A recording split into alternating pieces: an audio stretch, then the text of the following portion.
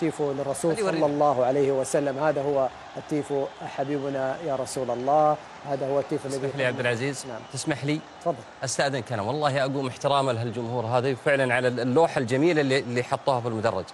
تقف لمثل هؤلاء اللي فعلا عندهم حس وعندهم رابط، لا ديني لا جماهيري لا رياضي لا اي شيء.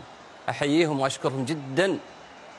هذا الوقوف هذا مو تزلف، اذا كان هذا وقوفي لهذه الجماهير واحترامي لها فانا اتشرف ان اكون متزلف احتراما لهؤلاء. نعم. كلنا نتمنى ان نكون مشاركين ايضا كابتن محمد الجواد في هذا التيفو الجميل المميز اللي صاحبه. نعم.